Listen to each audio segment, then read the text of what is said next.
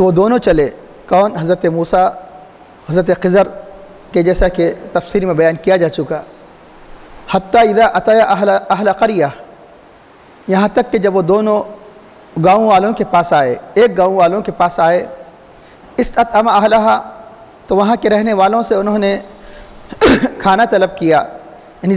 ضیافت طلب کی. فابوا ان یضیفوہما، تو وہ گاؤں والوں نے ان کی ضیافت کرنے سے انکار کیا. تو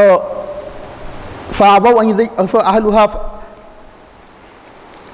ایک مرتبہ درود شریف پڑھی، اللہم صلی علی سیدنا محمد وعلی آلہ وبارک وسلم. فوجدا فیہا جداراً، تو ان دونوں نے دیکھا فیہا جداراً، تو اس میں ایک دیوار کو، یرید ان ینقض فاقامہ، قریب تھا اور چاہتی تھی کہ گر جائے، یعنی وہ گرنا ہی چاہتی تھی. تو آپ نے، حضرت خضر نے، کیونکہ زمین دیکھا تو دونوں نے، پایا تو دونوں نے، لیکن درست کو کس نے کیا؟ صرف حضرت خضر نے، صرف اس لیے، یعنی اس میں تثنیہ کا فعل نہیں ہے کہ مفرد کا فعل ہے. یعنی فاقامہ، تو حضرت خضر نے، تو اس یعنی عبد قاص نے جس کا ذکر کیا گیا، تفاسیر میں یہ بالکل ظاہر ہے کہ اس سے مراد حضرت خضر ہے، تو انہوں نے اس کو درست کر دیا. قالت، تو اس نے کہا، کون؟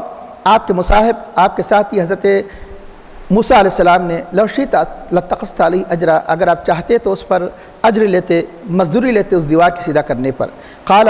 حضرت خضر نے فرمایا، ھذا فراق بینی و بینک، یہ میرے اور تو آپ کے درمیان جدائی ہے، یعنی جدائی کا وقت آ چکا ہے، جیسا کہ اس سے پہلے وعدہ ہو چکا ہے کہ اگر پھر دوبارہ اعتراض کیے جانے کی صورت میں، یعنی آپ مجھے اپنے مصاحبت میں مت رکھیے. ھذا فراق بینی و بینک سأنبئک بتأویلی، تو میں یعنی ان قریب تمہیں اس کی تعویل، یعنی اس کا مطلب بتاؤں گا، یعنی ما لم تستطیع علیہ صبرا، جس پر آپ صبر نہیں کر سکے.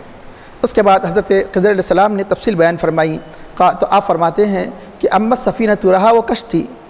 فکانا لمساکینہ، تو وہ کشتی وہ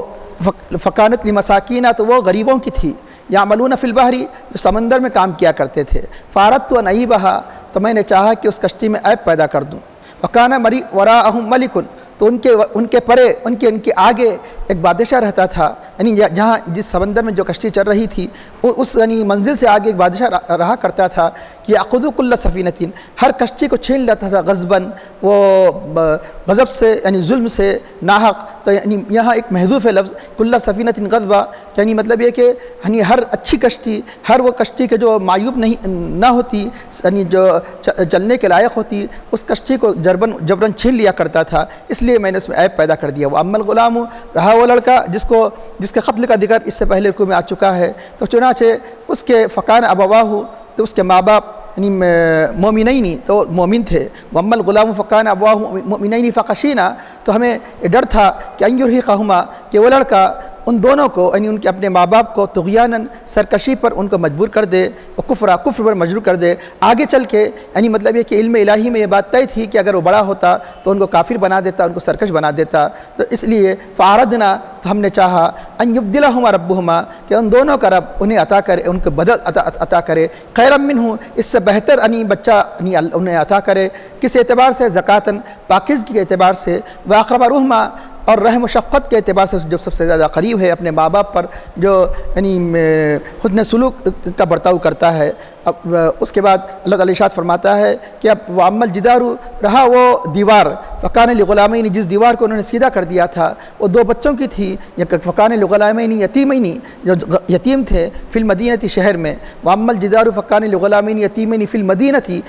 وکان تحتہ کنز لہما، اس دیوار کے نیچے خزانہ تھا کہ وکان ابوہما صالحا، اور ان بچوں کے، وہ دونوں بچوں کے والد، یعنی یتیم بچوں کے والد نیک تھے. کہ اللہ نے ارادہ فرمایا، فاراد ربک، تو تمہارے رب نے ارادہ کیا، ان یبلغ اشدہما، کہ وہ پہنچ جائے یعنی اپنی جوانی کی عمر کو، یعنی جب وہ ہوش کی عمر کو پہنچ جائے، جوانی کی عمر کو پہنچ جائے، تو وہ استخرج کنزہما، تو اپنے خزانے کو نکال لے. وما فعلتہ عن امری، یہ ساری کی ساری باتیں میں اپنے حکم سے نہیں کیا، میں نے اپنے مرضی سے نہیں کیا، یعنی اللہ تعالیٰ کے حکم سے کیا. یعنی یقینی بات ہے کہ جب میں اپنے حکم سے نہیں کروں گا تو اس کا مرادی معنی یہی ہوگا کہ جو کچھ میں نے کیا میرے رب ہی اس حکم کیا. اس سے پہلے یہ لفظ چھوٹ چکا، رحمۃ من ربک، یہ اللہ نے جو یعنی ان کے لیے خزانے کی یعنی حفاظت کا انتظام فرمایا یہ آپ کے رب کی جانب سے رحمت ہے، اما فعلت عن امری، یہ میں نے اپنی جانب سے نہیں کیا، ذالک تعویل، قرات میں لفظ چھوٹ چکا تھا، ذالک تعویل یہ اس کی تعویل ہے، یہ اس کا مطلب ہے معلوم تستی علیہ صبرا، جس پر آپ کو صبر نہ ہو سکا۔ محترم حاضرین، اب جیسا کہ آپ سن چکے ہیں مکمل 2 رکوع 15 پارے کا اور اس کے بعد 16 پارے کا یہ رکوع، ان میں اللہ تعالیٰ نے حضرت موسیٰ حضرت خضر علیہ السلام کا واقعہ بیان فرمایا، جس کے اندر بے شمار اسرار الہیہ پوشیدہ ہے، جس میں علم شریعت کی اہمیت کو بتایا گیا، علم طریقت کی اہمیت کو بتایا گیا، ہر ایک کے آداب بتائے گئے، استاد و شاگرد کے درمیان کیسے ان میں آپس میں ایک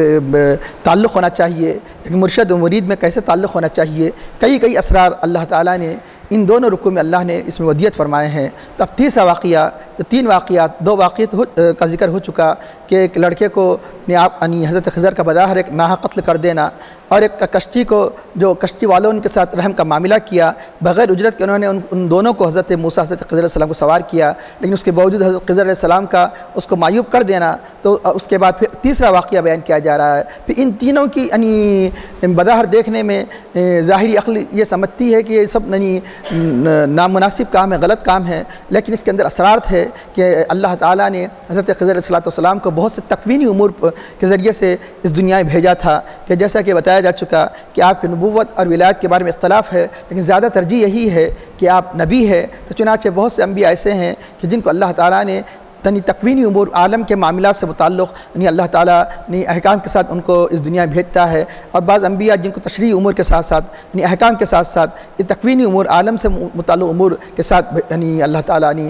اس عالم میں مبعوث فرمایا۔ تو حضرت خضر علیہ السلام کو بہت سے بے شمار تکوینی امور کے اسرار پر مطلع کیا گیا تھا۔ تب اللہ تعالیٰ فرماتا ہے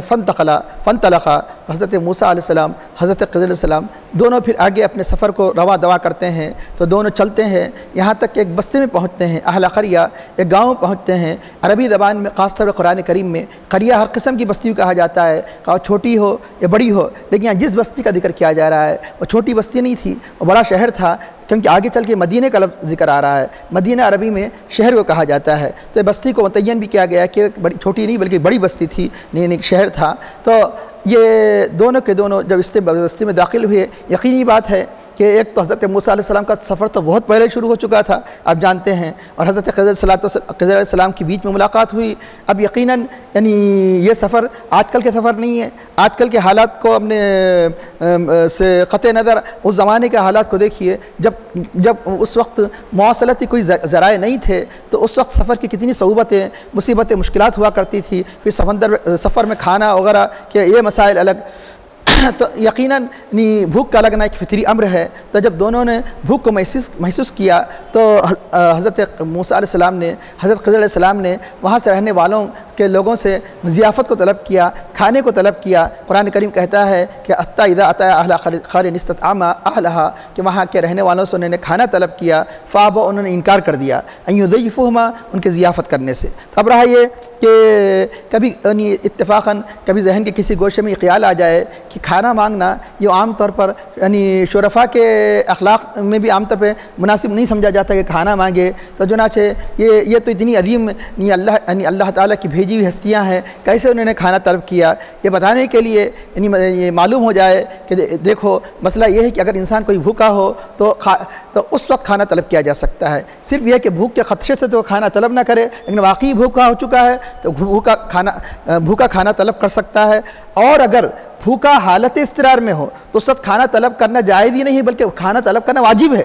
یعنی اضطرار کا مطلب ہے کہ بالکل زندہ رہنے کی کوئی امید نہیں ہے، اگر بھوکا رہ جائے تو مر جانے کا خدشہ ہے، اس وقت حرام بھی یعنی مردار بھی جب حلال ہو جاتا ہے اس وقت مانگنا جائز ہی نہیں بلکہ اس وقت مانگنا واجب ہو جاتا ہے۔ اب دوسرا یہ ایک مسئلہ، یہ اس وقت کی بات ہے جب اپنے شہر اپنے ملک میں ہو، لیکن اگر سفر میں ہو تو بتایا گیا کہ کھانے کی ضرورت محسوس ہو تو اس وقت بلا کسی مطلب ہے کہ رکاوٹ کے کھانا طلب کیا جا سکتا ہے، مانگا جا سکتا ہے۔ جب سفر میں تو اور ایک تو بھوک کی حالت میں کھاؤ، سفر میں ہو کہ غیر سفر میں ہو، دوسری صورت ہے کہ سفر کی حالت میں تو اور اس کی ضرورت بڑھ جاتی ہے، تو اس لیے انہوں نے کھانا طلب کیا۔ اور یہ بھی پتہ چلا کہ حضرت خضر فرشتہ نہیں ہے، فرشتہ ہوتے تو صرف حضرت موسیٰ علیہ السلام کا ذکر آتا، تو انہوں نے کھانا طلب کیا، کیونکہ ایک ہی آیت میں جب ایک ضمیر یعنی تثنیہ ڈویل بھی آ رہی ہے، ایک ضمیر یعنی سنگولر بھی آ رہی ہے، تو یقیناً یعنی مطلب یہ کہ اگر حضرت موسیٰ علیہ السلام ہی کھانا طلب کرتے تو اللہ تعالیٰ یہاں فاستطعما نہیں فرماتا۔ عربی زبان میں جو الف کا اضافہ کر دیا جاتا ہے تو ڈویل تثنیہ ہو جاتی ہے، تو یہاں پر الف کا اضافہ کرنا اس بات کی علامت ہے کہ حضرت موسیٰ علیہ السلام کو بھی بھوک محسوس ہوئی، حضرت خضر علیہ السلام کو بھی بھوک محسوس ہوئی۔ یہ بالکل ظاہر سی بات ہے کہ حضرت خضر فرشتہ نہیں تھے، اللہ کے نبی تھے۔ فاستطعما اہلہا فابوا، تو انہیں انکار کر دیا ان کی ضیافت کرنے سے۔ یہاں دیکھیے کہاں وہاں کے رہنے والے، تو اب اللہ تعالیٰ نے اہلہا دو مرتبہ فرمایا اس آیت کریمہ میں، کیوں فرمایا؟ ان کے بخل کو بتانے کے لیے عربی زبان میں جب ایک مرتبہ ذکر کر دیا جاتا ہے تو دوسری مرتبہ پھر اس کے دوسرے جملے میں اس کو ضمیر کے ذریعے سے اشارہ کیا جاتا ہے، پروناؤن کے ذریعے سے اشارہ کیا جاتا ہے، لیکن یہ پروناؤن بیان نہ کرنا اور صراحت کے ساتھ دو مرتبہ اہلہا فرمانا، وہاں کے رہنے والوں نے ان کی ضیافت سے انکار کیا، ان کی یعنی بخل اور ان کی یعنی بد تہذیبی، ان کی بد خلقی کو تاکہ زیادہ سے زیادہ ظاہر کیا جائے۔ یہاں پر اہم بات، انہوں نے جب کھانا طلب کیا تو بظاہر یہ کہنا چاہیے تھا کہ فابوا ان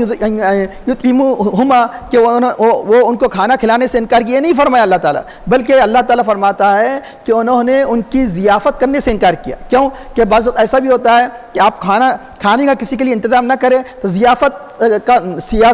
صرف کھانا کھلانے کا نام نہیں، بلکہ ان کو ٹھکانہ دینا، ان اچھے اخلاق سے پیش آنا، پانی وغیرہ کے ذریعے سے، جو بھی مشروب کے ذریعے سے، یا کہ کچھ بھی نہ ہو تو پانی کے ذریعے سے اخلاقی طور پہ انہیں اپنے گھر میں بٹھانا کرنا، یہ ساری کی ساری چیزیں ضیافت میں داخل ہے۔ کھانا تو دور کی بات ہے، وہ تو اخلاق کا مظاہرہ بھی نہیں کر سکے ان کے ساتھ، نہیں مطلب ہے کہ یعنی ایک مسلمان بھائی جب دوسرے مسلمان بھائی سے ملے تو